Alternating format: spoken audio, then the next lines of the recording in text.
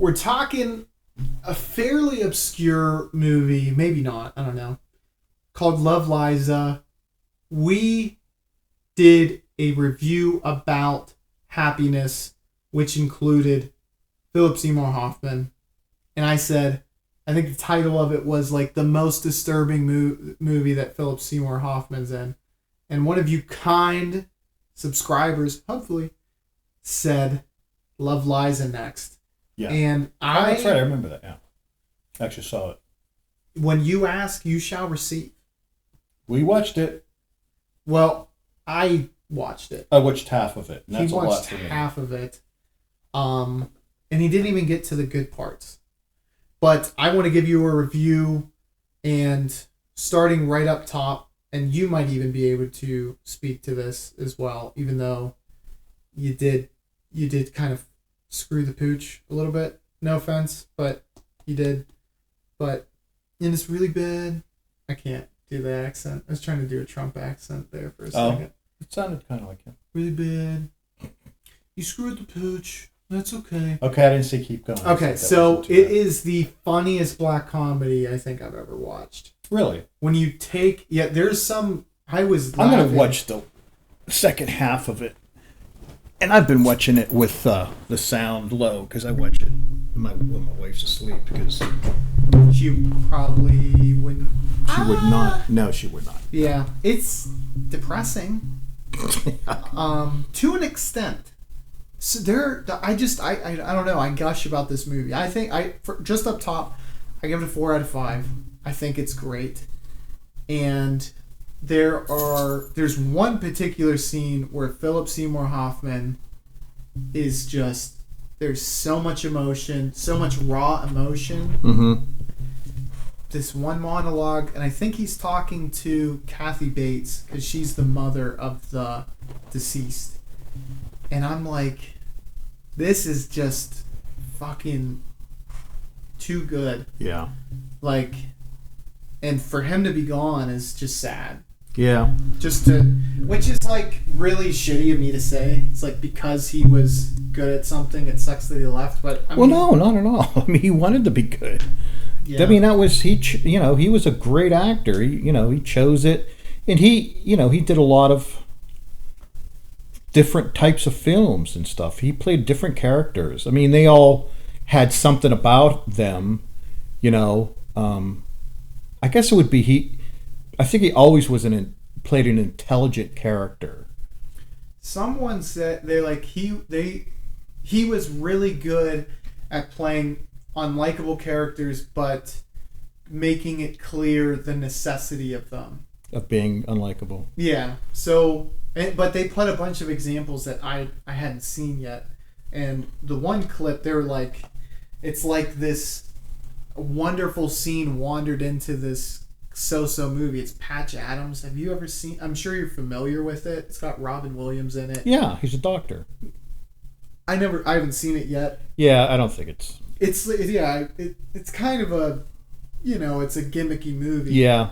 And you wouldn't expect there to be like a tremendous monologue, but I watched it, a minute from it, and it was so fucking good. Who was it? Robin Williams, or was it? It was Seymour Hoffman. Okay.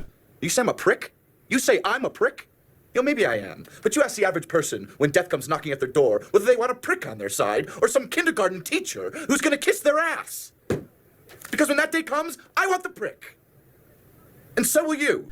He's like, I want to be a great doctor. He's like, if I can't commit myself to just make people happy.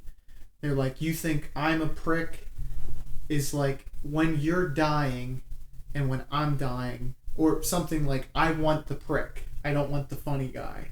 Okay. And when you're dying, I'm not doing it any justice. No, but I see what you're saying. It's like when it matters, your sense of humor isn't going to help. Exactly. And this, there is so much material for him to sink into, because the premise is this guy, his wife spills her beans, by she was hanging the clothes and her neck got caught on the rope type deal. Okay.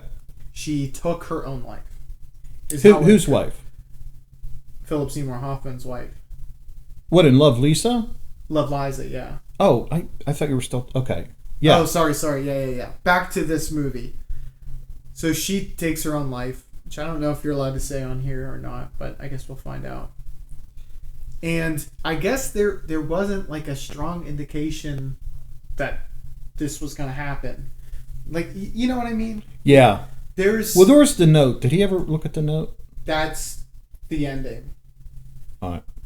Because how would you sign that note? Love in your name. Oh, okay. Her name's Liza. So not to spoil it, but he does end up in it. But he's stricken by fear and anxiety and guilt that the letter is probably going to persecute him. That he doesn't want. That it was his fault. Yeah, and he realizes there's a letter, and then work basically tells him like, hey, you need to take a vacation, which is hilarious. Yeah. The HR scene where they're like, they can't legally tell you to leave, but they're like, please leave. Yeah.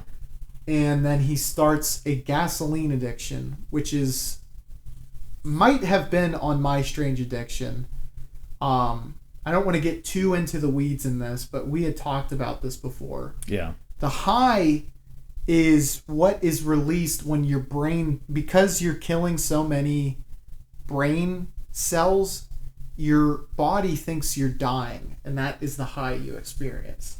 Okay.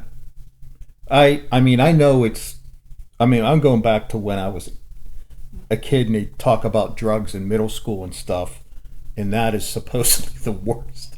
They would probably recommend cocaine over sniffing gas. Yeah. I mean, if I don't know how addictive it is. The feeling, so psychological. Yeah, psychological. So there's probably I wouldn't think of physical addiction, but I don't know. Yeah, that's a valid point. Yeah, so probably, but the stronger ones, you'd be like, hey. Well, the one, it's like he passed out all night. I don't think that would happen. I mean, I shouldn't talk. I have no idea. You can black out. I guess but you black it out and black it out all night are two different things. Because the one day he woke up, the day he spilled the gas. He might have, if you spilled it on a floor, would you be huffing fumes all day and night? Well, yeah, that's not a good... Don't do that. Yeah, I mean, it's not as intense because, like, when you huff, you put it to your nose. So the smell of gasoline, there's people who work around that all the time, and they're not necessarily slowly killing themselves. But true. Yeah, so it's a bad thing. It'd be diluted, but you would still feel some effects of it. Well, the thing about huffing is like you're only inhaling that, nothing else. Yeah, there's no oxygen, True. Or regular air. Well, I think the way that real people do it, and again, guys, if you're listening to this, I don't know you, like, really don't fucking do this. You are honestly better off ramming your head into a brick wall. Well, I mean, you'll destroy your brain. Yeah. It's if you do it for a long period of time. Yeah. You will, because I heard a case, and this might just be one of those horror stories. Yeah. But someone just basically vegetated themselves, where they were just like, they couldn't do anything. Yeah. Like a lobotomy almost. Yeah. Well, you just need a gas can. He kept pouring it into a towel, so he needed to keep getting some. But the thing that's so bad about it as an addiction is if you just fill it up once, you have an unlimited supply of your drug. You just fill it up and then you sniff into the gas can. Yeah. Well, it's an inexpensive drug, I'll say that. Over the period of how long, I mean, if you want to do that for a year and be a vegetable, then that's... Well, you don't have to prostitute yourself to pay for it. But you could end up. I mean, I think that is such a rare addiction. Yeah, if I had to guess how many people in the United States do that, it would be somewhere between 1 and 10,000 in my. Probably, yeah. It's not.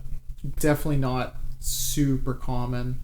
A lot of people do Huff Paint though, because I've seen mugshots, because it's like pretty obvious if you Huff Paint. Because it's on your nose, tip of your nose, all over your fucking face. It's like, dude, just soft it, stick your face in the can. Well, I think they do the method where they spray a towel and then cover mouth and nose and breathe it in. Oh, so they'd have it over their face. Yeah, because I think it's the aerosol. They were probably stupid before they started huffing. Well, yeah. I mean, they just look like futuristic clowns. Yeah. Came into to jail. Came back in time. And what are you in the future? A clown. Yeah, this is how we look in the future. The funny thing, it's actually tragic. It's not funny. But, now you can see why I thought this movie was the best black comedy ever. But you'll see repeat offenders. And they'll have, silver paint, gold paint. They switch.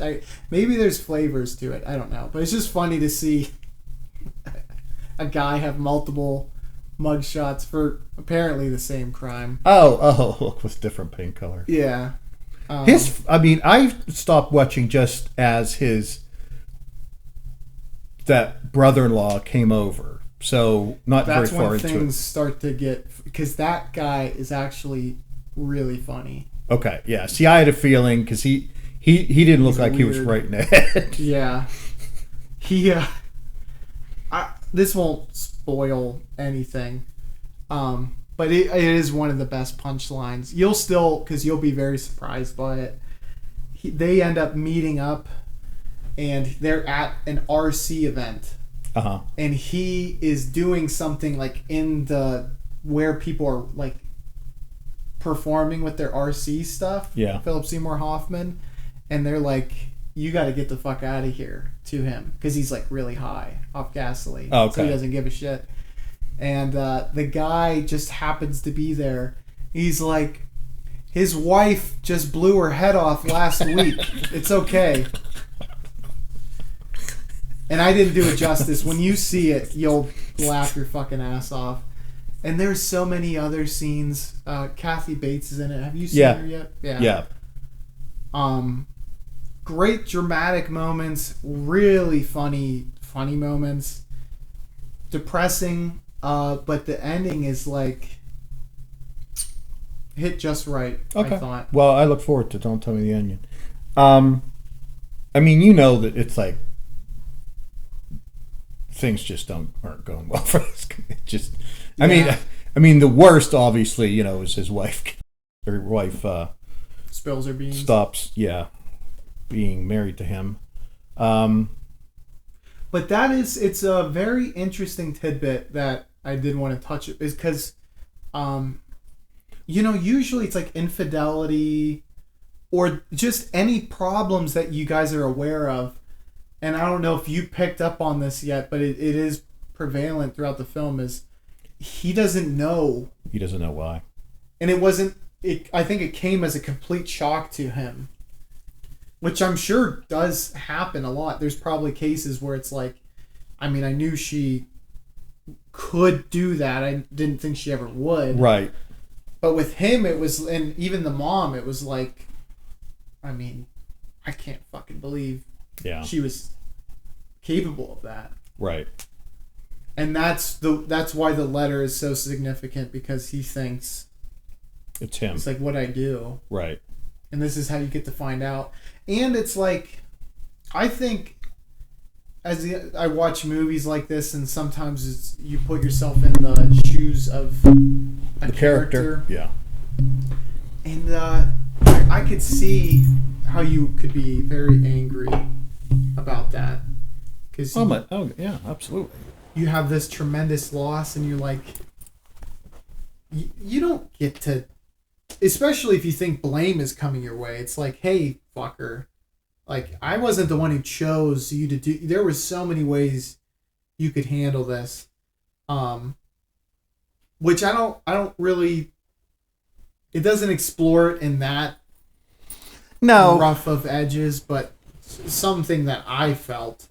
But that's just because I felt for Philip Seymour Hoffman, you know. Yeah, he seemed. I mean, even before that, he was a different kind of guy. Yeah. Not too. Kind of just nerdy. Yeah, pretty much. Definitely didn't care about his grooming that well. Hair-wise? Yeah. Yeah. I don't know, maybe for that time period it was more acceptable. Well, I say it like he was a hip. He was just like slightly disheveled. Yeah, his hair. I mean, it'll stupid, but he looks like that. Yeah. And if he's like a businessman, it'll be shorter and gelled back. Or not a businessman, but someone who's higher prestige type. Right. Well, he was something, but it was the type of job where they have the like nerdy creative folks. I don't know. Did. Some kind of software engineer. Yeah, you'll see something along the lines of that, but that's because I couldn't quite tell before he went on vacation like what he did. Yeah, I thought they might be like the first scene. I'm like, is that just like a hangout? Like these guys are just know computers and they just hang out together. Yeah, because they didn't seem like they were doing a lot of work. But I do think for IT, they're so smart. It's just like their work comes in bursts.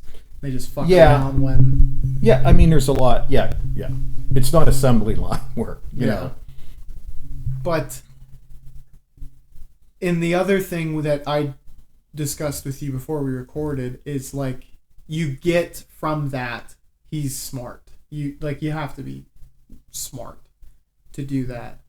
And I think it was an act of self-destruction is to choose that type of addiction. I think he was like, I don't want to remember ever. And that's what gasoline can do. Is like, you'll just really, truly... I know people say, like, acid fries your brain. I mean, real life acid would. LSD's probably not awesome for your brain, but gasoline is like... Oh, yeah. I mean, it just deadens the brain. Yeah. Kind of. Yeah. LSD... Yeah, well, I don't know anything about it. I mean, I've actually heard people say it's mind expanding in a good way. I've heard people say that about mushrooms and LSD, but there was a study that I think everyone should be aware of. I mean, I dabble in things if that's what you're really into when you're an adult. Like in your 20s, preferably. Oh my God, yes. Like, if at all, I mean, but... Yeah, and if you don't ever... I don't think it's needed for everyone to do everything. But there was a case study where they had a control LSD study and then LSD accompanied by niacin once they started to have visual hallucinations. Mm-hmm. And one of the things that niacin does... I mean, if you are heavy into drugs, you already know this. I didn't know... You're talking about vitamin B? Niacin? Is that what it... I think so. One of the things I do know is it makes your skin flush red. Okay. It's in a lot of detoxifiers. Okay, all right. But it's also a vasodilator. So it expands your blood vessels.